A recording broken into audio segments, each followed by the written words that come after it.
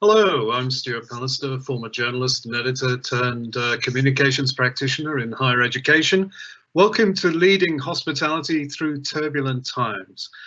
This series is entitled The World After 2020, and we're now on to part 3. We're halfway through the course, over the hump. The session will last about 1 hour. We'll have questions about halfway through and questions again at the end.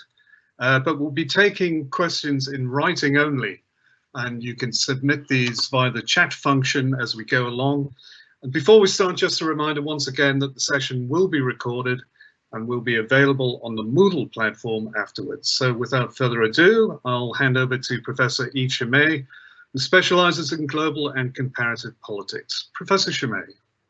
Thank you, Stuart. Welcome back to you all. And this time we are in part 3, which will occupy us for 2 weeks. Let me sum up what we have learned so far very briefly. We have underlined the difficulties to forecast the future and draw lessons from the past, in 2 activities which are cognitively quite demanding.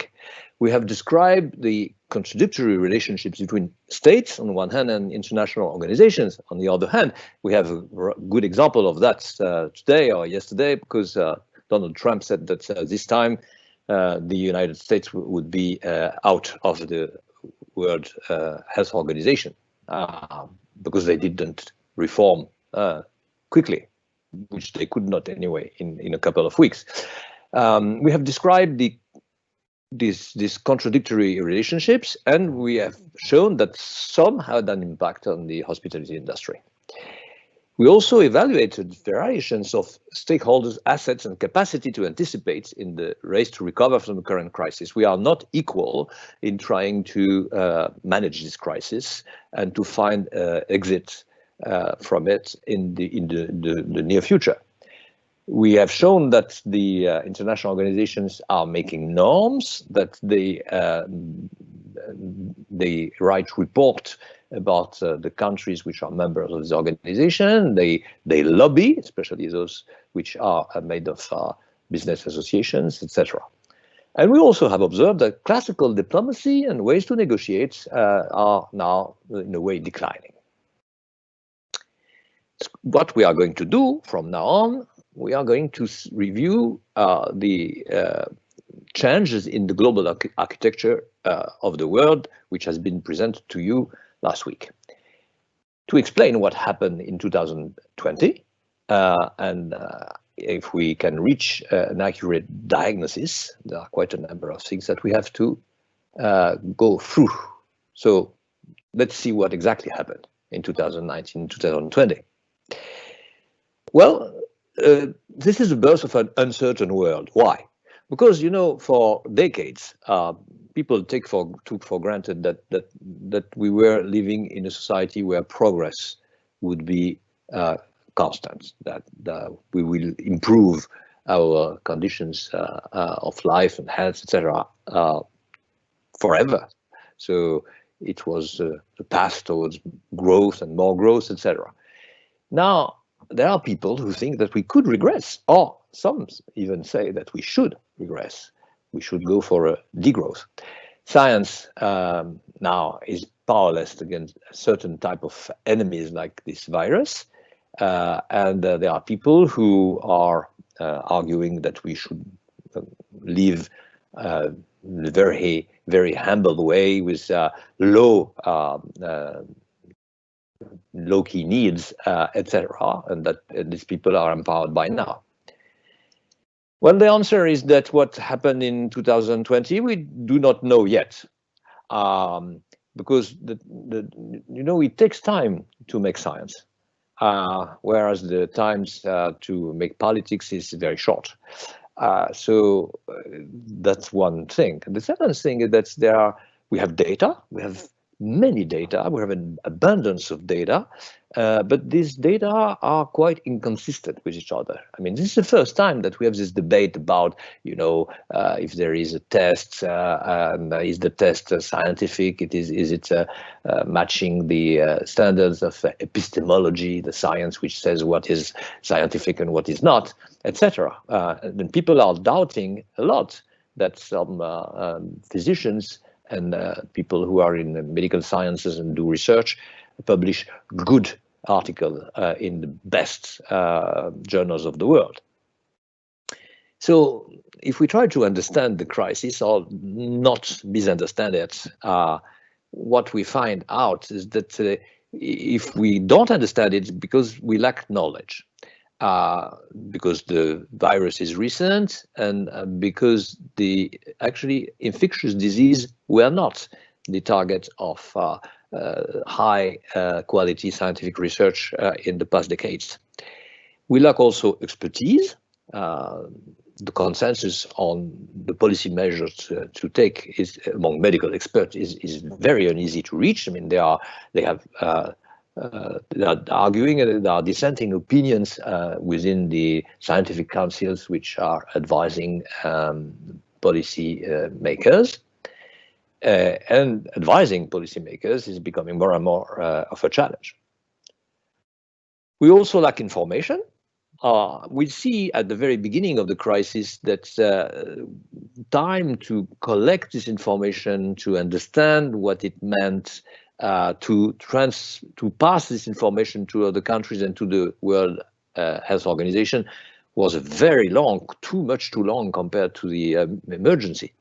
In Wuhan, they knew things like this in November, and I have recently heard from people who are in medical sciences that in France, in September, there were cases of this new coronavirus which were identified, and it took a long period of time to understand exactly what this virus was about, where it came from, etc. Too long, actually. And sometimes the chain of knowledge has been broken because the local authorities, for example, were trying to screen, scan, review the information before passing them to the top authorities in their country, as was the case in China. We also lack confidence in everything, in the data, confidence in the people who process the data, and also because of the cognitive biases that we have examined earlier. There are a number of dangers which are not considered as alarming or as alarming enough to take emergency measures. And the data or the information that we received was part of the time considered in a number of countries as not being full and sincere, honest, to say the least. And all this combined, of course, makes very difficult to take stock on science. If we look at these graphs, we have a pretty good idea of what's happening actually and why we don't understand fully what's happening. Look at the number of excess deaths compared to an ordinary year at the same time in the year, May 18, for example, or April 26 for France. We have twice as many excess deaths in the United Kingdom, 67% excess deaths, compared to France, 33%.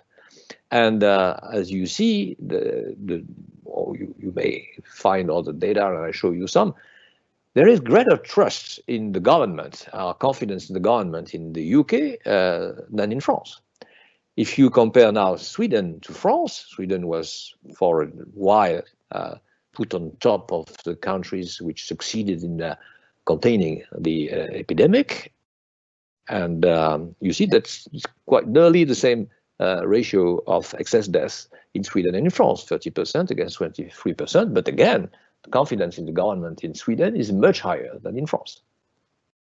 So there is a puzzle here, and it's very, very difficult to solve that puzzle.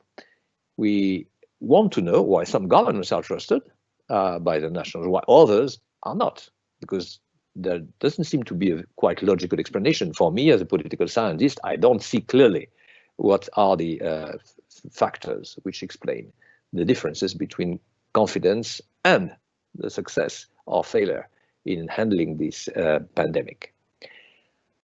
Because we have successful governments which are not trusted and successful ones which are trusted. I give you the example of France, which is of course the one I know best. we are sure by now that the 60,000 lives at the very least have been spared by the lockdown measures taken by the governments rather early on, not as early as they should have done, but as rather early on compared to the UK, which was very late, lagging behind the schedule it should have adopted. But if we look for what happened in other countries, it's a little difficult to understand fully. On this graph, what you see is the opinion of national citizens in polls in various countries of the world. And you see that the Australian are probably, with somehow the people in Singapore, the only one who think that the crisis has been handled efficiently. And possibly for this two country, I mean, it's a subjective belief, but it's also an objective fact. Now, in China, as you see, there are a lot of critics about what happened, whereas because of the political condition of this country, it's not quite sure that this means a lack of confidence or absolute confidence in the government, and even less demand for a change of the ways countries is governed. In the United Kingdom too, I mean, it's badly evaluated, but we know that the Prime Minister, Boris Johnson, possibly because he was himself ill, is always popular, still popular, or was popular at the time of this graph. In Italy, they handled the crisis much better than expected, but because they were the first to be shocked by this pandemic in Europe, because it was so tough in Milano and the region of Lombardia, and actually quite a number who think by now that the Italian government did a lot of good work, and confidence is that government is increasing. But what you see here is that it doesn't actually match with the idea that the Italians have about how the crisis was handled. And the United States, I mean, no comment. Now, if you think about the confidence in the government in a number of countries, which is a structural fact, I mean, independently of the coronavirus crisis, but also in the context of the corona crisis, what you see is that Germany is actually much better ranked than Italy, but Italy is still better appreciated than the UK, and the USA are the last in the queue. If you want to understand why is it so, and why it seems so complicated, actually difficult to understand, and if we look at the way this crisis was handled, country by country, we don't find any satisfying explanation, because there were countries in which the lockdown was decided very early on, but they had reached a very dissimilar performance, like Germany compared to the three Latin countries, Italy, Spain, and France. If you take Lebanon, for example, it handled the crisis quite well, but Iran did not as well as Lebanon, although, of course, the figures we have about Iran may be a little underestimated by now. There are countries in which the lockdown was late and quite unequal, depending on the regions and the city, etc., like China, which succeed in a way compared to the UK, the US, and Brazil, in which São Paulo had the lockdown, but not other parts of the country. And in the end, I mean, the outcomes of the crisis in these countries are not comparable. There are countries where there was no lockdown, but protective wear and testing and tracing were adopted, like Taiwan and Japan. Very few death toll in Japan, 830 something today, versus Korea, which was applauded for doing a lot of good job on that, but with quite a number of people which were impacted by the virus. And Norway and Finland didn't do much, but they had very few cases, whereas Sweden, which was on the same line, is very much affected, much more than France by now, actually, in proportion to the population. So this would, per se, lead people to think that they should refrain from making forecasts and being very authoritative in telling what's going to happen. But actually, they do make guesses. This is the one of the latest opinion poll that we have. Given all that we know by now, but little, about the current corona situation, what should the politicians have done differently? So, you know, in retrospect, we are going to judge what was how good or bad was the policy in our country. In general, I mean, most countries says acted faster, and then isolated more, and then, you know, the last concern seems to be supported jobs and the economy. Whereas I'm sure that we all think, when we are looking at this graph, that the economy should be on an equal footing with health issues, which apparently is not the case. And you see that difference in living in different countries doesn't make much of a difference about the priority order of these concerns. So we are left with this question, what is the actual explanatory factor, if there is one? Probably a combination of factors, but I mean, if we are looking for the most important one, what it would be? Physical distancing, mask, testing, tracing, etc. Quite a number of measures which have been in use everywhere in the world, or nearly everywhere in the world, alternatively or simultaneously. And among them, there is the question of the age structure of the population, because, of course, in countries where 75% of the inhabitants are under 35, assuming that very few people above 35 die from the disease, this is another issue, the more so when these countries are southerly enough to be protected in a way from something which seems to strike more the countries of the north. Even in Europe, Greece is much less impacted than Spain is, for example, which is difficult to understand. And there are people who also said that weather could play a part in this explanation, because infectious diseases are related to the temperature and to the condition of humidity, etc. But the answer is not easy. And what comes out from this so much incertitude is that we have an impression of greater vulnerability than when we thought that progress, scientific progress and the technological progress, which bring us from the very dark past to a bright future. People now do not feel protected against risk and threat as they felt that they were in the past. And confidence toward knowledgeable decision makers and their advisors is somewhat lost. Not everywhere, but I mean, on average, it seems that the relationship between the elite who think and make decisions and those who are just informed about what the decisions are and what are the rationales behind these decisions, this is a big gap now, bigger gap than in the past. So what did politicians learn from the crisis? They learned something very, very important. You know that in the general public, when we are looking for what is the mood of a politician, what he or she has in mind in an ordinary day, we never think of this, that each decision that we make had consequences. Some are, of course, expected and desirable, and some are unexpected and desirable.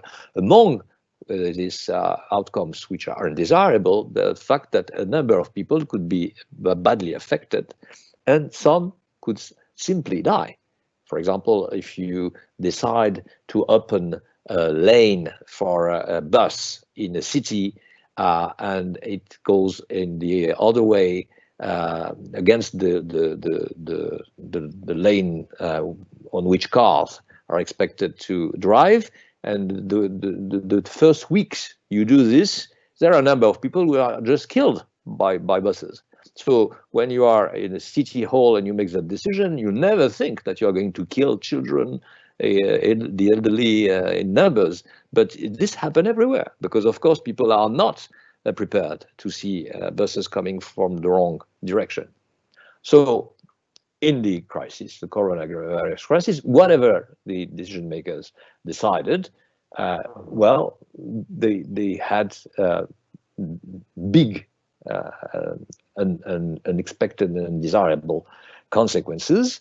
And so, you know, it's really complex to decide at some point that you will go into that direction, knowing now that there are a number of impediments if you do this compared to going in the other direction. So 2020 may be considered as the birth of an uncertain world where governments and intergovernmental organizations are not quite sure that they can handle such crises and they will handle them in the future. So there is a big anxiety about how the future will bring as surprises and how we can hopefully overcome these difficulties in the future. You know, in the past, it was easy to contain the impact of pandemic, for example, using the technique of sanitary belts, and you just cut off a piece of land on the map, and so you decide that those people who are there cannot go out. This is what happened in Wuhan, actually.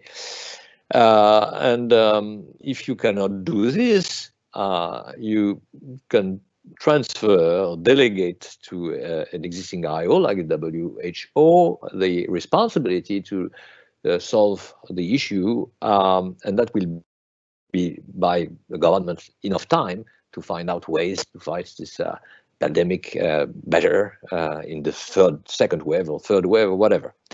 But we don't think that we have time by now. We think that the emergency is here, and so we are doubting of what were the recipes for success in the past. So let's start with the problem that we are facing by now, which is rather specific for various reasons.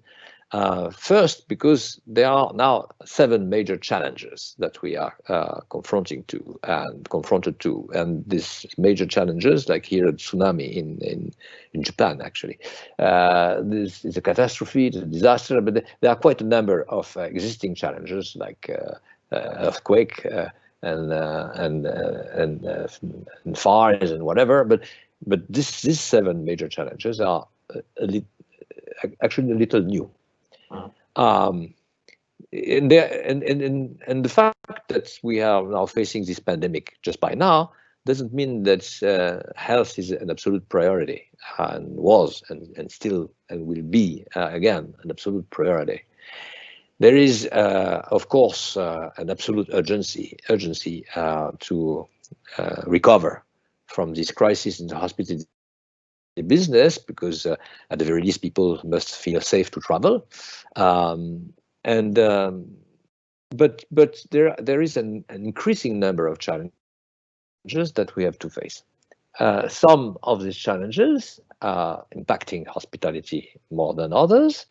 If you take urban pollution, for example, generated by fossil fuel like coal or oil, etc., it can make visits to some world landmarks very unhealthy. I'll give you an example in a minute. But whatever the dramatic impression we get from movies or photographs of such landmarks in a very bad condition, hospitality as such cannot be a priority in times of disaster. I mean, there are other priorities like saving lives, and it's not only like having people traveling safe, but it's also about having people remaining alive.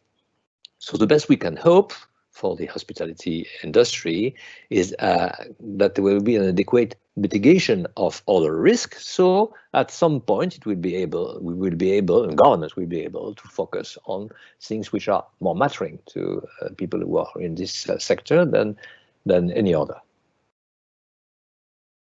In recent years, these new challenges, the 7 new plagues of our time, have been added to the old challenges we know: natural disasters, starvation, war, intolerance, deforestation, etc. The new challenges are not fully new, but suddenly we feel that they are much more acute. Actually, they are plaguing us much more than in the past. These are the 7 woes of the world. Of course, it's a paraphrase of 7 woes of Egypt from the Bible. Climate change, the environment, wastes, epidemics, terrorism, migration, and inequalities. Taming any of this challenge is, of course, a great achievement if we can reach that point, but at the same time, it can boost another challenge. So, for example, if you opt for nuclear energy, it slows down the greenhouse effects and has a big positive impact on climate change, but it also increases toxic wastes that have a negative impact on the environment. Underpaid migrants, for example, make the business model of restaurants, hotels, etc., viable, but it may also increase terrorism if a number of these illegal migrants are coming from countries in which there is a civil war and terrorist attacks are very frequent. So let's review the challenge one by one. Starting with climate change. The cause of climate change are debatable, and a number of scientists are not completely agreeing on the causes which come from human activity and other causes like more natural or even from the outer space, etc. But the facts are there, and whatever the estimate is and wherever it comes from, if you compare the International Energy Agency, it's considered pro-business. If you take the IPCC, it's considered unbiased and neutral. Well, the prospects and forecasts are quite similar. This, I guess, doesn't need any comment. We see that it's something which objectively exists and will impact human life more and more in the future. So what can we do? We can try to slow down the rate of climate change, but we will not reverse its potentially harmful trends because it's beyond our reach, or we can prepare for the worst. The question is either of the 2 solutions feasible? This is something we cannot answer, and a question we cannot answer easily, because there is a dilemma. Big countries that matter for the world economy are not prepared to sacrifice their standards of living, their way of life, to save the inhabitants of microstates like the Fijis, the Tuvalu. It's probably going to drown in the future, or peripheral regions of the world like Bhutan or Nepal or etc. And they are not even prepared to rescue the populations of more important countries like Kazakhstan or Kyrgyzstan, etc., and African countries, which are actually countries in which you have fragile states. The climate change is actually a complex issue because it has multiple impacts. There is an impact on weather, on tourism, on migration, and then again on mobility. This makes the world changing dramatically the type of habits that we had when we were looking at people who were mobile and moved from one country to another. Now, second issue, the environment. Well, if we first focus on clean air, which is probably an important thing we have to breathe everywhere, and each of us, can we limit the pollution of clean air? There are industrial emissions and they decrease, but coal plants do not close everywhere as promised because the government pledged to close these coal plants. In Germany, for example, we have to wait until 2028, and probably in 2030 they will cut off their emissions by half. But phasing out coal energy takes a lot of time everywhere.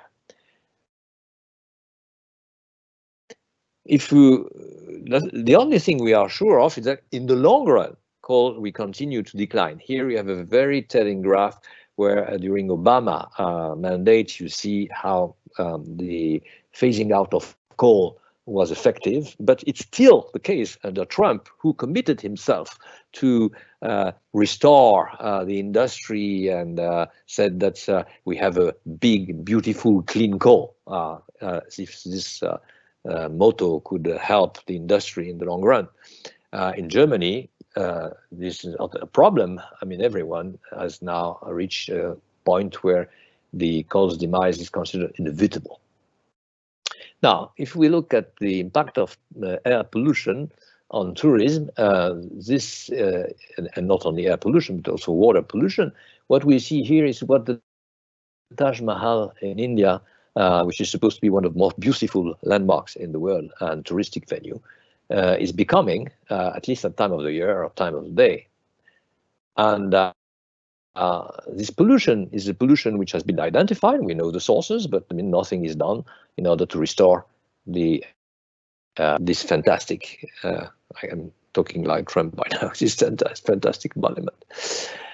Now, if you look at what are the cities which are much more plagued than others by air pollution, you see that they are all in the global south. I mean, most of these cities, some of us at the very least don't even know where they are. If we had no flag and country name in the column next to the name of the city, we would be unaware of what's happening there, but it's happening at a high pace, increasingly dangerous, as you can see, and probably Nigeria is a champion, worldwide champion, but I mean, for the worse.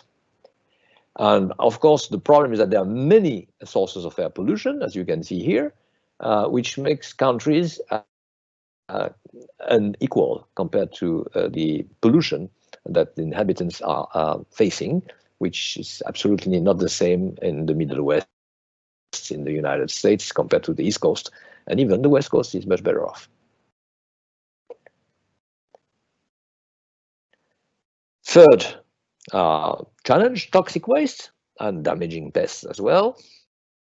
A very interesting list which was drawn by UNEP, the United Nations Programme for the Environment, which prohibited the number of components, 12 persistent organic pollutants, and the members of UNEP called them the 12 bastards.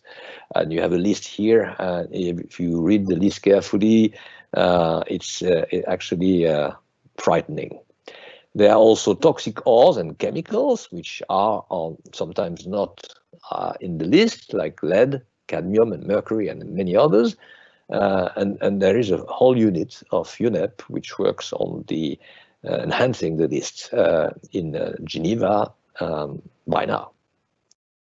You also have damaging pests like plant killers and the crickets waves we have seen very recently in Eastern Africa, but there are also bacillus and the phylloxera in vineyards in Burgundy or in the south of France, plus the vectors of usual vectors of tropical diseases, tiger mosquito, which actually travel north, and we find tiger mosquito in Switzerland by now, which was completely unexpected, let's say 5 years ago.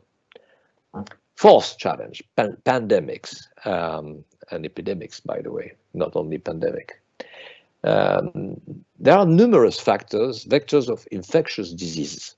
The wild animals and domestic cattle can be, in a way, sources of big disasters in matters of health. And there are also, we are used to viruses and we are used to bacteria, but there are viruses which are super viruses, like the coronavirus that we are now facing. There are prions, the ones which were the roots of the mad cow disease. They had not completely disappeared. They disappeared because measures were taken, like not feeding the animals with their own meat. But in the long run, we don't know if it's not going to come back. Now, Stuart, if you want to make a pause. There are a couple of questions, but I think it might be better to deal with them towards the end, because one is about SARS, one is about overpopulation. Okay. So we're going to see this. Yes, yeah. You're right. Okay. So, okay, let's go. The fifth challenge is terrorism and mass murders that we have seen in the United States, in schools and in hotels, mosques, and etc. Christchurch in New Zealand. The statistics are indubitable. Political mass murders are on the right everywhere. You can see the graph on the right. And so the number of deaths, for example, in red is actually very impressive. Now, if we look at the world map of terrorism, which is updated nearly every 2 or 5 years, because they have to collect all the data and process them before mapping the events. We have on the map in orange, you have everything which is considered as an act before 1999, and then from 2020 to 2015, but it didn't change much after the French attacks in Paris, it's in red. And this is how it looks like. This is actually an interactive map. If you go to Google and find this map, then you see that you can have a look at the orange and the evolution of the orange spotted zones on the map, and then you can also switch to the red zones and see how it evolved in time. But I mean, the results is very striking, except for a region where there is nature above all, in the center of Australia, the Amazonia, in Canada, and Siberia, etc., the Sahara. There, probably in Iceland, you see that there are very few places in the world which have been spared by violence of this intensity, attacks stigmatizing people and killing them because of what they are, not because of what they have done.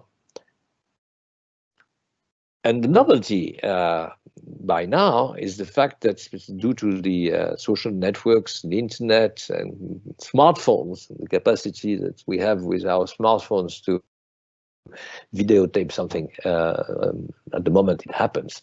As one of my friends told me on the phone yesterday, if I may use a personal anecdote, he said, "What's the first time in my life that I assist to a murder online, live, with the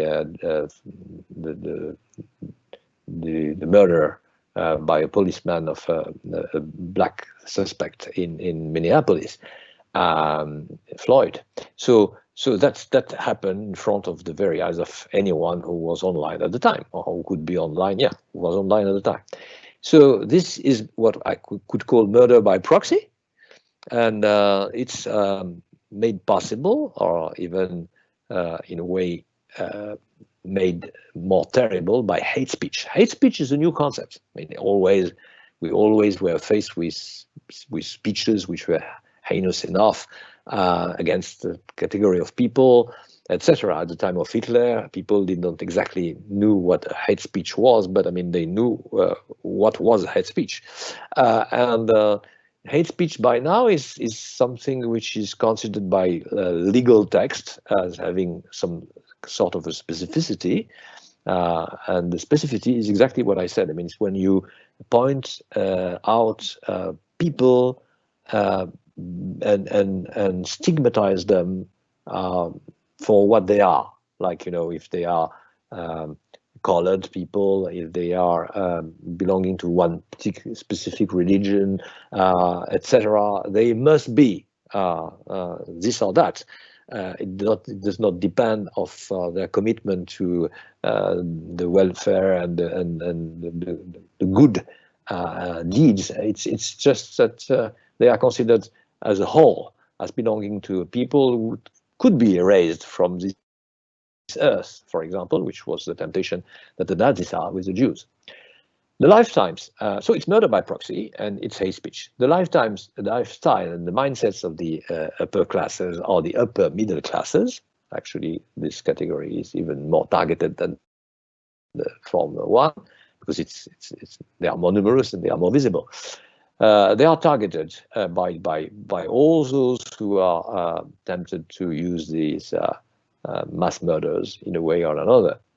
So it's against growth, it's against welfare, it's against progress, it's against everything which can be enjoyable or look enjoyable for people who are deprived of it or would like to be able to benefit from it. 6 is uncontrolled migration.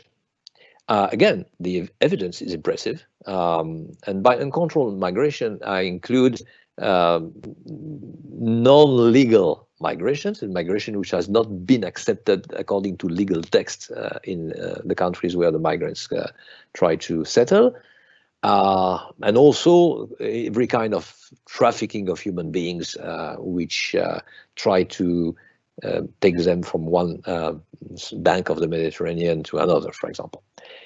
Since 2015, we had this very massive influx of refugees from Syria, and then Myanmar, and the people who were Rohingya and who were pushed by the action of the Burman army to go to Bangladesh.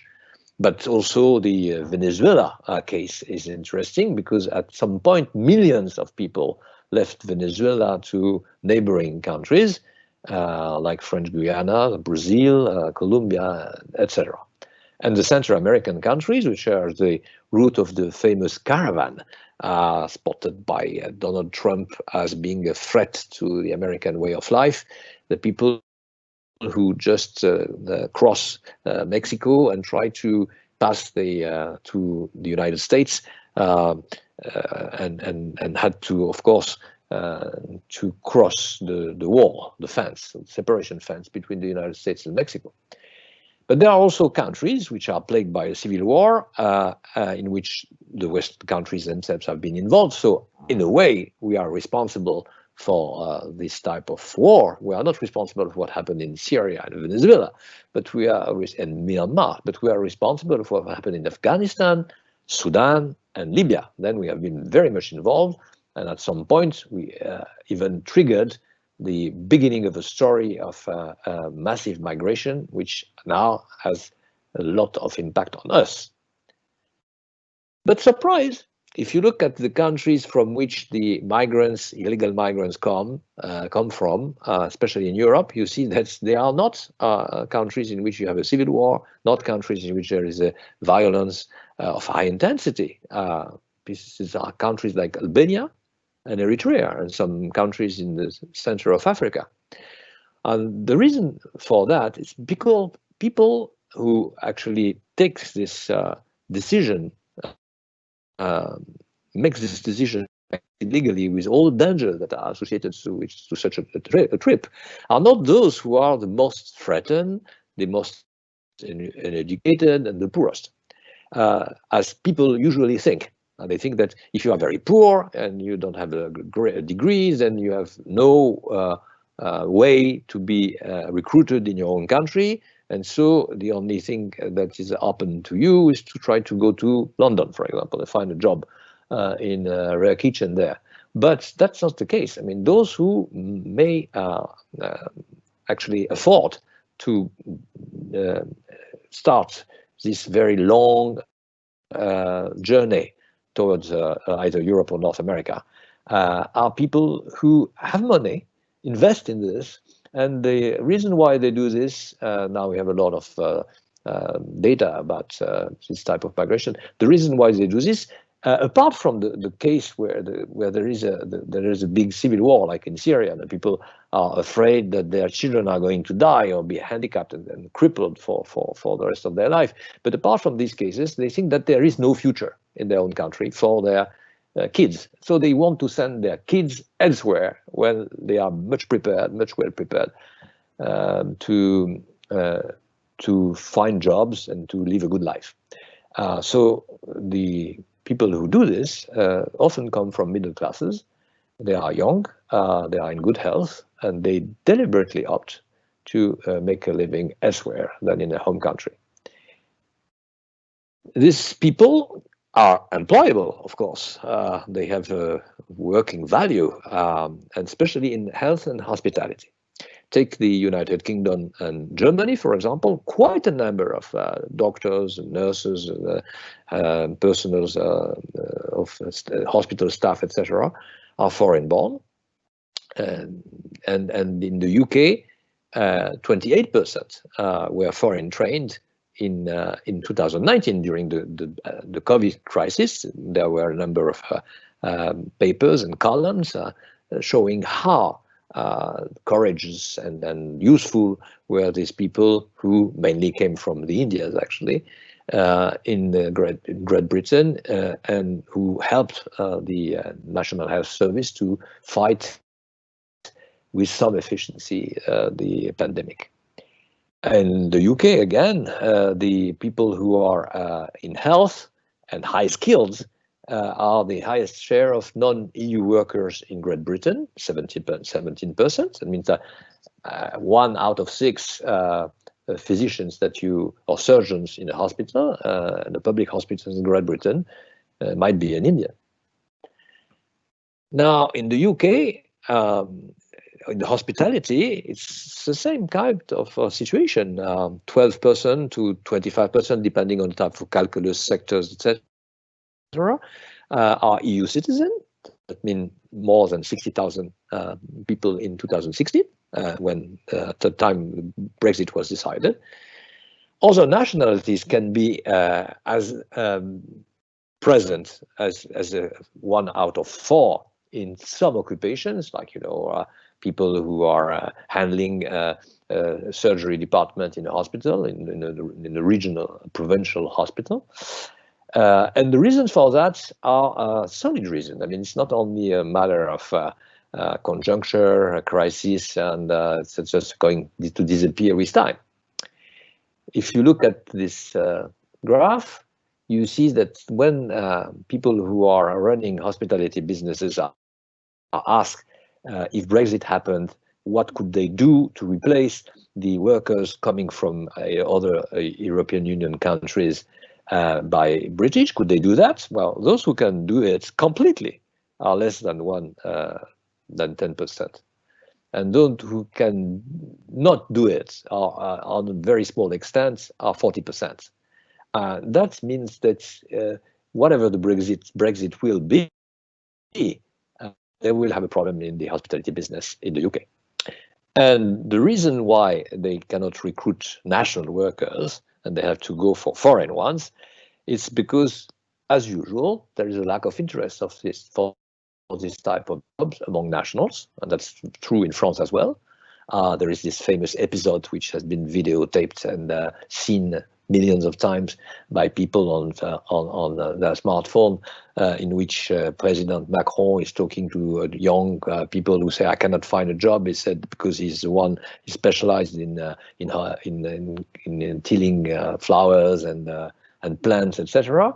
And President Macron just said, "Well, you have to cross the road and you find jobs in the next hotel and restaurant there." Because I mean they are lacking this type of jobs. So it was kind of a scandal of the arrogant president towards this poor guy who just wanted to make a living out of his training.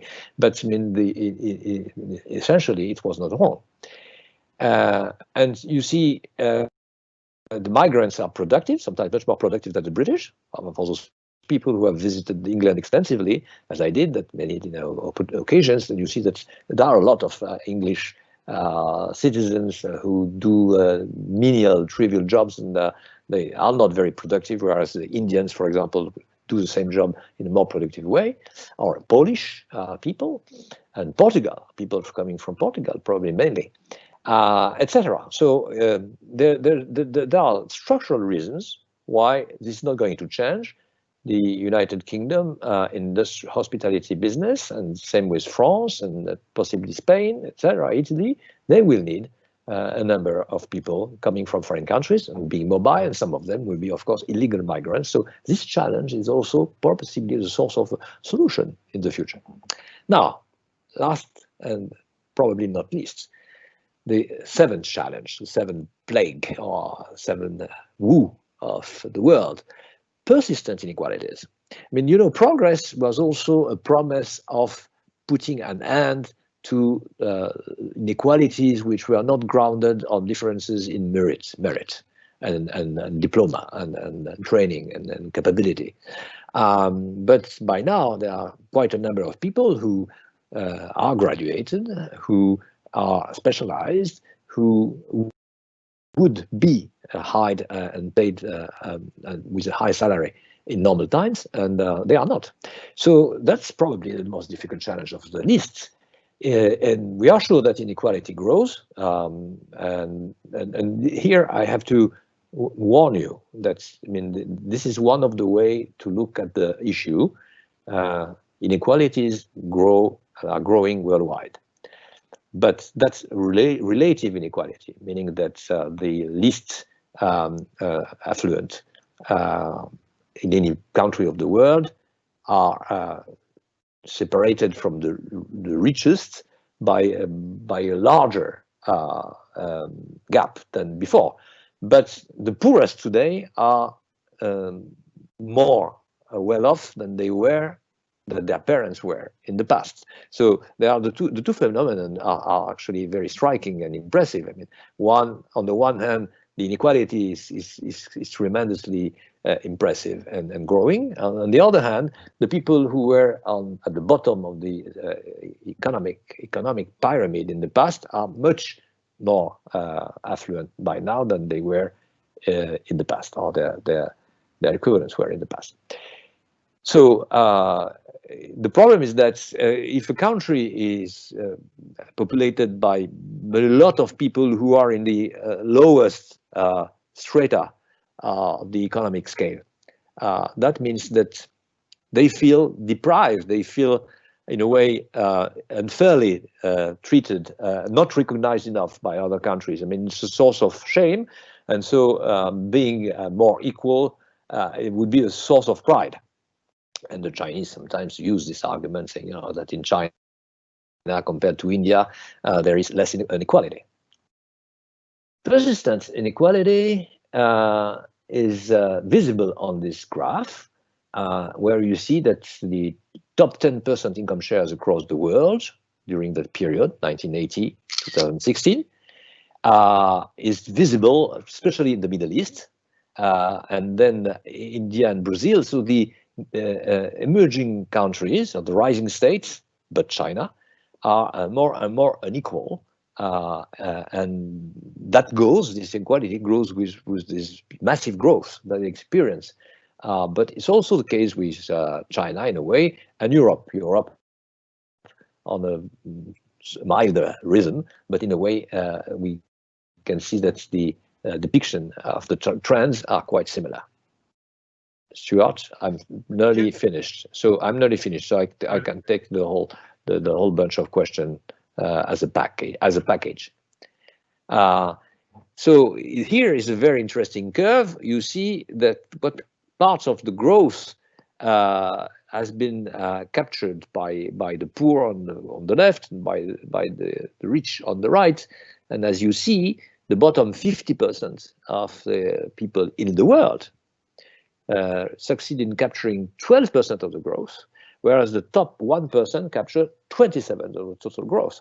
So that means that there is a large number of people, 90%, which are in the middle of the U curve, which in the northern part of the globe are unable to benefit from this growth, which of course is a source of a big debate about what the growth should be or should not be. And it will be becoming worse and worse in 2050 if nothing changes. If the US model is actually pregnant everywhere, it will be still worse than if it's the European model. But in the long run, if states and international organizations do not intervene, then this will be a source of trouble, strife, even civil wars or international wars in the future. And here we are. Thank you. Okay, we do have a couple of questions. We've got about 5 minutes left. One question is about, to go back to pandemics, epidemics, whether you think that Taiwan's handling of SARS in 2003 helped it to handle the recent outbreak of COVID-19 better than other countries. And we saw this perhaps with Singapore, Hong Kong, Taiwan. They've done very well in terms of contact tracing, tracking, and keeping the number of fatalities to very low numbers. Okay, very good question. Actually, the problem is that it can go in two different directions. Let me start from France. In France, we had the same experience of SARS-1 in 2003. And what happened was that we prepared for a shock, as probably we expected the current shock to be at the time, because it was still even more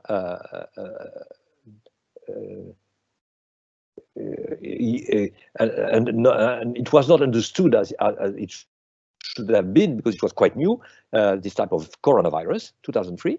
And then because we succeeded in 2003, as did the Taiwanese, because we succeeded in 2003, in 2019, we thought that, again, this virus would stop at the borders of France, and it would stop actually at the border of Asia.